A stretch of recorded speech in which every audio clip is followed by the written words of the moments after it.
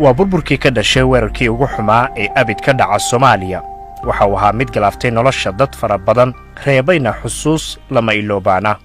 waxay ahayd maalin sabti ah oo la mid ah maalmaha kale marka loo eego ganacsigii saxmadii iyo dhaqdhaqaaqii socday ka hor intaanay dhicin musiibadii ku habsatay dadkii ku sugnaa ama kaag dhawaa agagaarka Soobe daqiiqado ka hor salaadii casir ayaa hal mar waxa isbedelay jawigii waxaana bilowday jahwareer iyo dhibaato tii ugu xumeed ee soo marta dadka Soomaaliyeed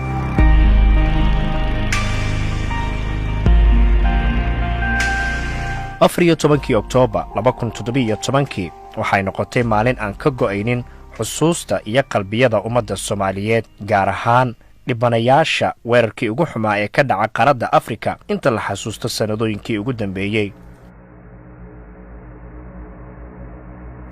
goobtu waxay ahayd meel aad u mashquul badan oo ay ka socdeen ganacsiyo kala gedisan waxaana xilligii uu qaraxu dhacay isxiray wadooyinka gala isgoyska Soobe baabuur nooc walba lahaa oo aad u tiro badnaa waxaana la dareemay ciriiri aad u xoogan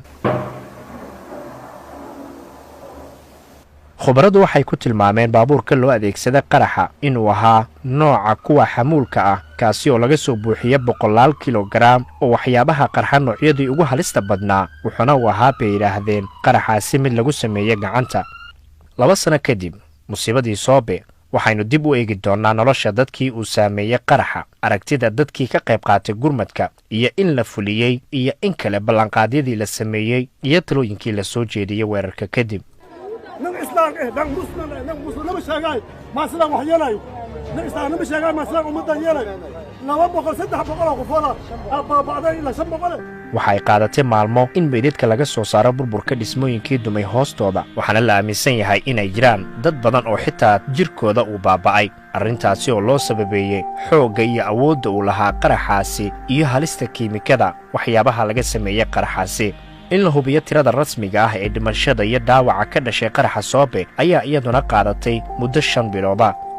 warbixin uu soo saaray guddiga taakuleenta iyo gurmadka qaran bishii saddexaad ee sanadkii 2018 waxa lagu sheegay in 587 qof ay ku dhinteen qaraxaasi halka dhaawacuna uu kor u dhaafayay 300 oo qof tirada caruurta ku agoontowda qaraxaasi waxa ay kor u dhaafaysaa 1500 sida uu sheegay guddiga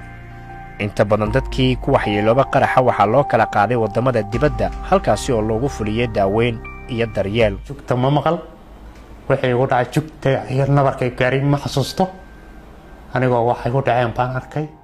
nuur cilmi jaamac waxa uu ka mid ahaa dad badan oo hoteelka Safari oo aan ka fogeyn isgoyska Soobe ku sugnaa markii uu qaraxu dhacay si la mid ah asxaab kale oo hoteelkaasi ku sugnayd nuur waxa uu waqtigaasi isu diyaarinaya salaada casir balse salaadaasi ma aanu haleelin laba lugood waa ka jabay taankan nabar weyn baa iga gaaray maskaxda bir baa iga gashay gacantaan way go'day bir baa inta ku jirto hadda cod ka haysata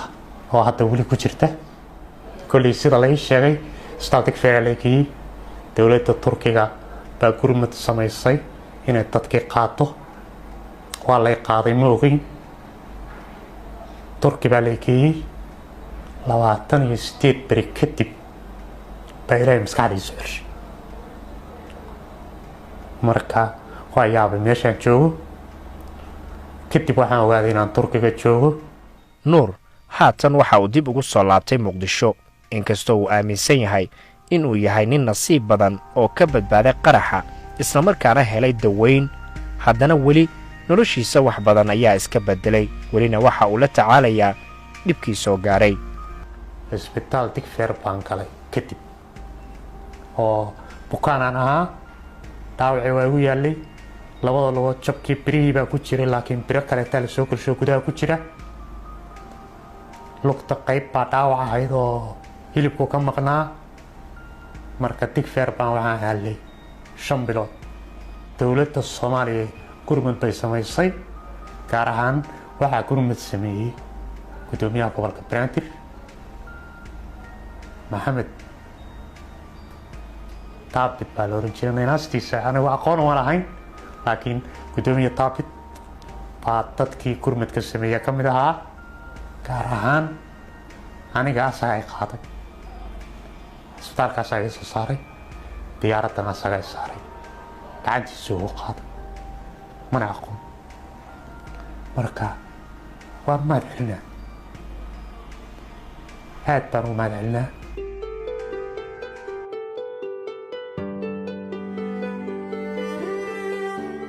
weerarkii Zobe waxa uu daaha ka rogay xaqiiqda ah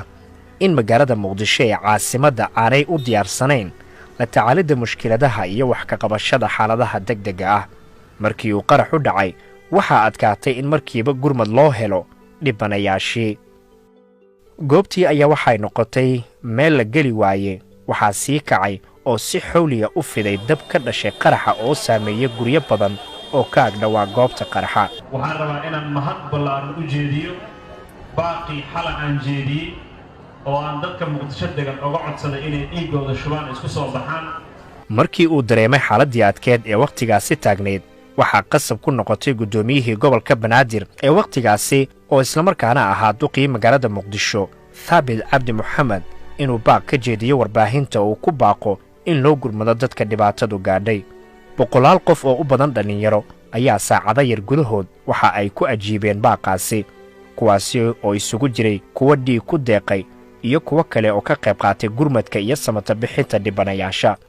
hay'ashee waxaa soo food saaray caqabado dhowra oo ay ka mid ahaayeen in aanay haysan qalab casri ah oo ay ku howlgalaan iyo in magaaladu aanay lahayn adeega degdega oo ka jawaabi kara musiibooyinka sidoo kale cisbitaaladii ayaa xamili waayay meedadkii iyo dhaawacii waxaana ku adkaatay in ay adeeg caafimaad u fidiyaan dhibanayaasha waxay ahayd wax aan laga fadhin karin anyways inta laga cuni kareen laga hurdi kareen habeenkii maanan hurdin wax aan sameynayna ma lahan maanta intaan meesha galno xoog ku galno xataa ma awoodno dadka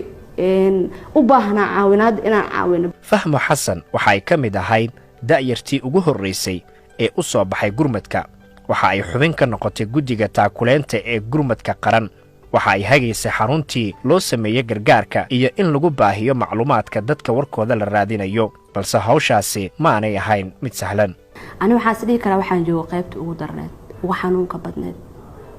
waalidkii ooynaayay asxaabtii ooynaysay walaalaha ooynaayay eena soo wacaayeen yacni qofka haddaa ku dhahdid xataa walaal maydkii ma haysin frinjeeradii ma idinkugu jiraan ee leeyihiin yacni walaal annaga ma hayno meyd isbitaalna ma lihiin waxaana xarun hadda la sameeyey oo gurmad rabta inay dadka u fidiso waxaana rabnaa in dadkii ogaano tiradii ee dhintay tiradii dhaawacantay iyo waxyaabaha caafimaad dadka caafimaadka u baahan in caafimaad loo qaado ani ahaan gurmad qaran waxay ugu lahayd xanuun aad iyo aad u weyn inkastoo dad badani ay u soo baxeen in gacan ay ka geystaan samata bixinta dadkii ay dhibaatadu soo gaadhay haddana waxaa la waayay adeegyo muhiima sida halkii lagu keedin lahaa dhiigga istaalada waxaan kala kulannay culays badan oo ah inna la dhahay haddaa dhiig shubaysiin xataa meelaa dhiig ku shubna malan dadkiina ay dhiig u baahan yihiin dadkiina dadkooda ay la-yihiin oo meeshii zaxmad badan ay ka jirto isbitaal walbaa tagtidna dadkii aadan dhiig iyo waxba aadan siin karin gudoomiyihii gobolka Banaadir ee xilligaasi mudane Thabit Cabdi Maxamed ayaa ka mid ahaa mas'uuliyiintii horkacayay hawsha gurmadka waxay ahayd howl culus oo qaadatay dhowr maalmood 2 sano kadib Thabit waxa uu ka warramay cadaaladda iyo daryeelka ay filayeen dhibanayaasha dib intaas la eg ama masiibo inta la eg markay dadka gaartana cadaaladdu qofka filan kara waa 4 nooc midda ugu horeysa waxay tahay in dambiilihii la soo qabto oo sharciga la marsiiyo midda labaad waxay tahay in dawladda ay magdhow ka bixiso mas'uuliyaddan ay cid qaadato midda saddexaad waxay tahay in daryeel joogto ay helaan dadkii waxyeelada ka soo gaaray ee ku agoontoobay rajo ku noqday ku maalbeelay amaba ku naafoobay midda afraad oo qofka cadaaladda uu filan karana waxa ay tahay in la abuuro jawi nabdoon xasilan oo lagu damaanad qaadi karo in dhib intaan la eg uusan mar kale dhici karin saacado kadib markii uu weerar ka dhacay waxaa caddaatay in musiibadani ay tahay mid Soomaaliya kaligeed aanay waxba ka qaban karin maalmihii xigay weerarka waxaa magaalada muqdisho si isdabajooga u soo gaarayay kaalmo ka timid dibadda dhowr waddan oo ay ka mid yihiin tarkiga qatar kenya jabuuti etoobiya iyo imaaraadka ayaa soo diray dawooyin shaqaale caafimaad iyo gargaar kale iyadoo qaar ka mid ah waddamadaasina ay dhoofiyeen dhaawacyadii intii xaaladoodu liidatay bilooyin kadib markii ay soo afjarantay hawshii gurmadka baadigoobka meydadka iyo in la guro haraagii burburka waxaa bilaabatay in su'aalo la iska weyddiiyo ciddii ka dambaysa weerarka iyo sababta looga hortegi waayey dowladda ayaa ku baaqday baaritaan waxaa la soo xiray rag lagu eedeeyey weerarka qaar ayaa la xukumay halka mid ka mid ah eedaysanayaashaasi xukunkii dilka ahaa lagu fuliyey sannad kadib qaraxaasi markii uu dhacay dhinaca kale waxaa sidoo kale jiray talooyin dhowra oo uu soo jeediyey guddigii taakuleenta ee gurmadka qaran kuwaasi oo ay ka mid ahaayeen in la sameeyo xarun lagu keediyo dhiigga xarumo kuwa degdega ah oo si dhaqso ah u gurmada haddii ay dhacdo dhibaato iyo in daryeel iyo taageero loo fidiyo lagana war hayo carruurtii waalidiintooda ku waayay qaraxaasi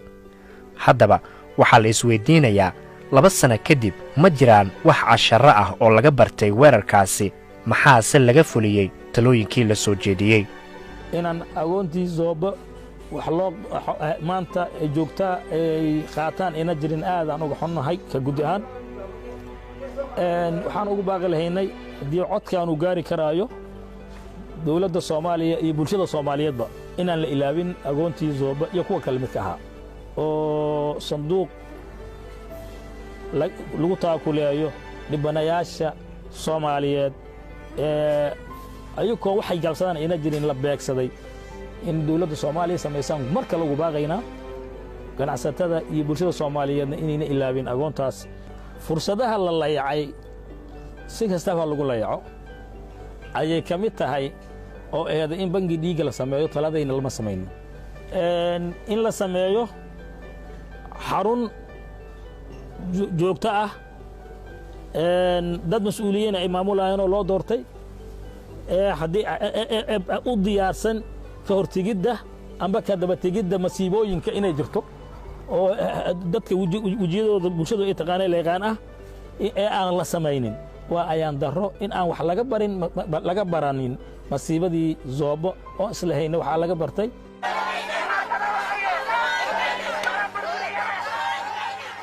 dhinaca kale qaraxii 14 Oktoobar waxa uu mideeyay shucuurta iyo dareenka shacabka Soomaaliyeed meel walba ay dunida ka joogaan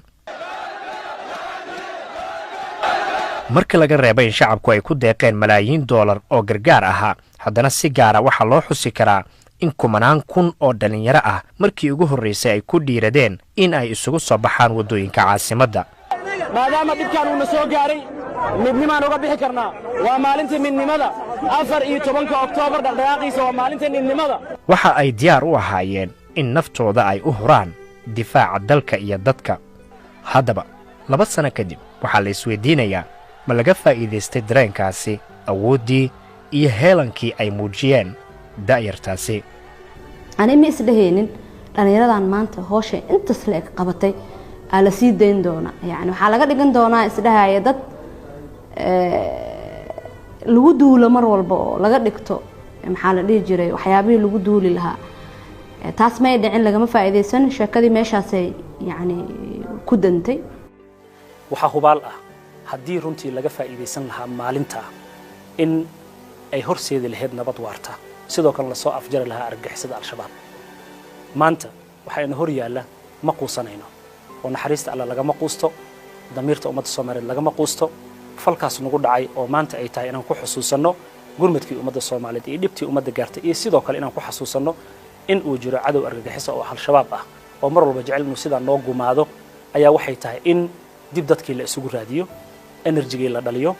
hoggaankii xaqiiqatan hor kici lahaa ee ummaddan dareenka saxda ahaa ay wada qabaan oo dhibta wada gaartay ee guri walba gaaray in looga faa'iideeyay in uusan mar dambe ku soo laaban taa ayaa muhiim ah waa goobtii uu qaraxu ka dhacay 2 sanno ka hor dib ayaa loo dhisay daarihii burburay waxaa sidoo kale dib loo unkay ganacsigii baaba'ay xaaladdiina waxa ay dib ugu soo noqotay sideedii hore balse murugadii iyo dhaawacii dhinaca maskaxda ee uu reebay qaraxa weli waa mid taagan. waxaase hubaal ah in haddii aan wax laga beddelin qaabka loo sugaya ammaanka islamarkaasina aanan la qaadin tillaabooyin wax looga qabanaya musiibooyinka laga yaabo inay dhacaan in caasimaddu u nuglaan karto weerar kale.